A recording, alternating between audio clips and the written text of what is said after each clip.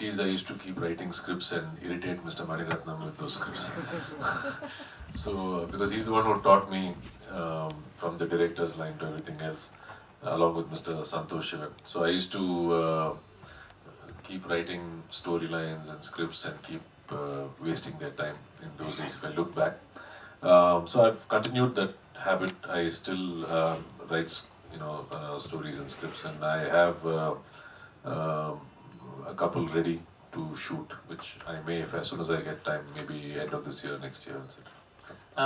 Tamil cinema या south cinema में बहुत सारा कई हिस्सों में ऐसा हुआ रियलिस्टिक फिल्में बनती रही, लेकिन बहुत ज़्यादा मसाला फिल्में ही बनती रही.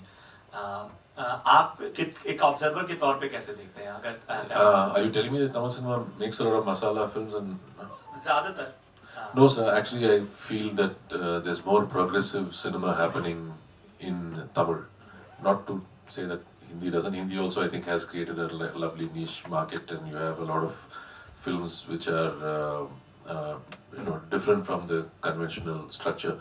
But actually, Tamil has a lot of films that have actually that come up, and in fact, if you don't have something interesting or different in your film in Tamil cinema today, it's not very readily accepted in a sense.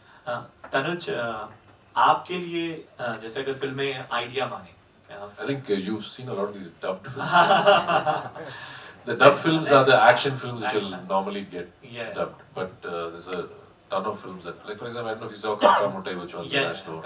So a lot of those kind of films that happen in Tamil cinema, which we are proud of. Sorry, you were asking. Tanuj, एक idea है film में, तो आपके लिए idea क्या था? और आप इतने यंग हैं, तो क्या आप मैं देहरादून में पढ़ता था. I studied in the Doon school. So from time to time, my father used to drop me from Delhi to Dehradun.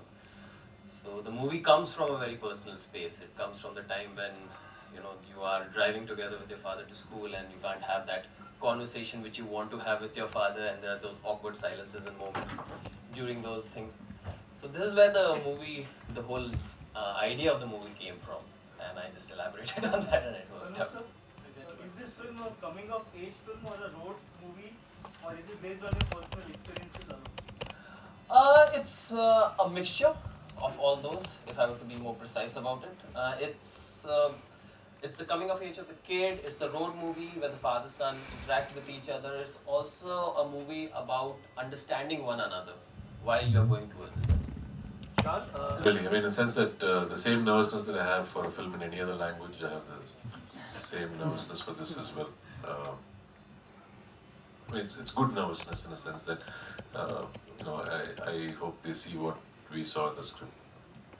Sir, was Arvind sir your first choice for the film, or did you consider any other actor? No, sir was the first choice of the film. The moment we sat down to brainstorm about it, but once everybody decided, like, let's go with it, we approached sir, and it was a cakewalk after that, actually.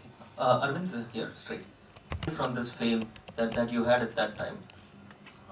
See, actually, I never wanted to be an actor, and I was a reluctant actor. But the process of making the film was what I really enjoyed. The attention that came with success was something that made me very uncomfortable. I was not prepared for it. I was not ready. I was in my early 20s at that time. You never enjoyed that success? Are you trying to say that? I enjoyed the success. I didn't enjoy the attention. I mean, I want you to see my film, but leave me alone. It's like that. So, it's like if you think all your life, you think that you want to be a star and you want to perform, etc., then that is something that you would enjoy. But I was very unprepared for what came my way. So adulation was something that you really did enjoy? To know that... You did have a lot of female fans also, I remember, especially after Roja. And if you could just go back to those days and remember how was it like? It was very stifling for me. Like, it was not something like if I came out and saw, let's say, 100 people standing, it would make some people happy and proud. It would make some people want to run back into their house. I belong to the second category. So it is not that I didn't respect it. I respected it. It's just that I didn't know how to deal with it at that time. And I thought it was, as a lot of the other movies started coming, it was only getting bigger, and in a sense that it was, I felt that I had that window of time to make a choice and do things in my life that I wanted to do, and kind of feel comfortable again in a sense. So I did all those things that took me to that point, and now I'm very comfortable. I like to meet and meet people. Personally, I think I'm a bit of a recluse, so those two things don't go together. Censor board has become a bit tough these days. Any issues with the censor as far as this film goes?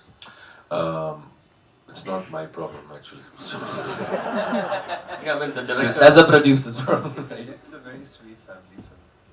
It is just meant for a mature audience, but it doesn't have. One we picked, he nailed the audition perfectly.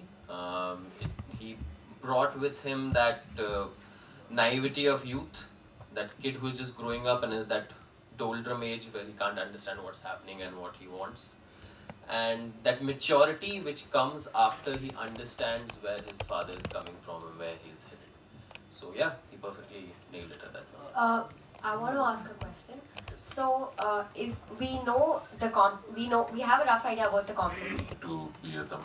Like for example, and I also believe, see, in those days when I used to act, once Rojan Mami became successful, what used to happen was every film that I did in any language used to get dubbed in other languages. And you're not making the film for certain audiences in a sense, not because of the subject or not because of all that, because visually it's different, right? I mean, you're working with actors and co-actors who are speaking another language. There's no lip sync. Everything goes.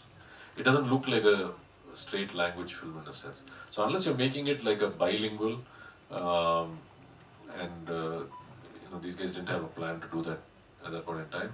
I'm very clear that any film that I do now in any direct language should not get dubbed in other languages, because I feel then the audience sometimes does not know that it's a dubbed film. Then they see a lot of things that are a little alien visually or even audio-wise, whatever. It doesn't look like a straight film. So nowadays, at least, you can contract and things like that. In those days, we couldn't, or we never thought of it in a sense. So there was no plan, I think, to make it in Tamil. Arvind, compared to the earlier days, I'm talking about the 90s. Yes, sir. When I used to find that you were not at all friendly or media savvy, and you used to avoid meeting the media, there is a very pleasant revelation that you're actually talking us to us in kind of. What brought about this change in you, or is it only restricted to Bollywood? No, sir, it's age. I told you, sir, I was not ready in my 20s. I didn't know how to. I just wanted to be left alone. Like even my entire career, I think from 90 to 2000, in 10 years, I did only 3 photo shoots. That too, I was compelled for a couple of them. And interviews also, I used to hardly, I think 4 or 5 actual interviews. The rest were all taken from old interviews or clippings, etc. and used. So I was, that was my comfort zone. I didn't want to interact. It's not about being friendly or disrespectful, it's just that I didn't want to do it. I was not comfortable. When I look back now, I can, obviously 20 odd years have passed, and I can look back and understand what the problem was then. Even now I'm very reluctant, but I'm more comfortable. Dear Dad, அப்புறம் ஏதாவது தமிழ் படத்துல நடிச்சிட்டு இருக்கீங்களா? இப்போ ஒரு தெலுங்கு படம் பண்ணிட்டு இருக்கேன் சார். தனி ஒருவன் ஒரு படம் வந்துச்சுல, தமிழ் பார்த்தீங்களா நீங்கள்? தனி ஒருவன். ஓகே, தனி ஒருவன் படத்தை இப்போ தெலுங்குல பண்ணிட்டு இருக்கோம். அது முடிச்சுட்டு இப்போ போகன் ஒரு தமிழ் படம், போகன் ஒரு தமிழ் படம் பண்ண போகிறேன். அது பிரபுதேவா தான் ப்ரொடியூஸ் பண்ணுறாரு. Could you translate that in English for us, please? Yeah, so he was asking whether I'm doing other Tamil films now. Doing other films. So I did a film last year in Tamil called Thani Oruvan, which was a very successful film. So that was being remade in Telugu. So that is something that I'm doing now. Once that is done, I'm doing another Tamil film called Bogan, which is being produced by Mr. Prabhudeva. And directed Director called Lakshman. Are you any more Bollywood movies? Yeah, I was going to ask him that. I'm kind of doing some films for this year. So if at all I do something, it has to be probably closer to next year. So talks are on. I mean, Sorry? Talks are on. I have a few scripts that I'm still reading. I take my time. So. Arvind sir, talking about Bombay and Rosa here, left here. Are you still in touch with your co-stars? I mean, Manisha Koirala or anybody? Yeah, I did meet her a couple of years ago when she had come back from New York. That's about it. Apart from that, I met Mr. Anupam yesterday. Like I said, I don't have too many friends.